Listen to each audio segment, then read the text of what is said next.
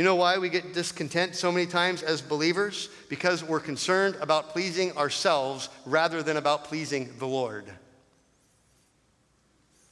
And when we focus on Christ's commands, we begin to take our minds off of what we want, and we begin to put our minds on what Christ wants.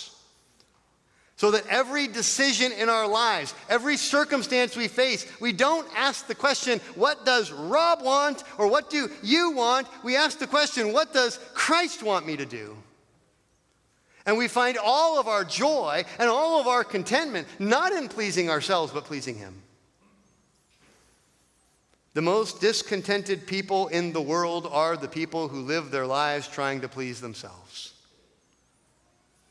And the people who have the greatest level of contentment in the world are the people who have taken their eyes off of themselves and their own desires and their own wills and preferences, and they instead are living where God has put them with contentment, because their one goal in life is not to please themselves and improve their situation. Their goal in life is to please the one who bought them with His own blood. If we focus our minds on obeying Christ rather than finding our own happiness or satisfaction independent of Christ, our contentment would grow exponentially.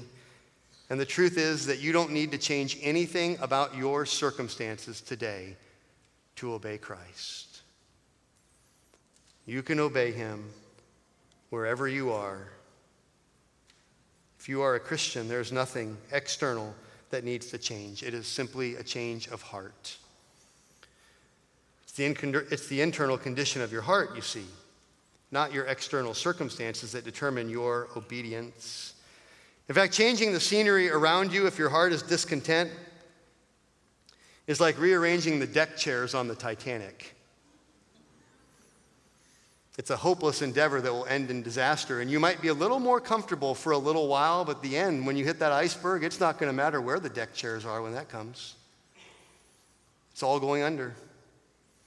And so many people think they can find contentment and avoid disaster by just moving the deck chairs around on the ship when there's an iceberg that's about to destroy them of discontentment. The problem is internal. The problem is forgetting you are where you are because that's where Christ has put you, and your responsibility there is to please Christ, not yourself. Contentment comes when we take our eyes off ourselves and put them on Christ.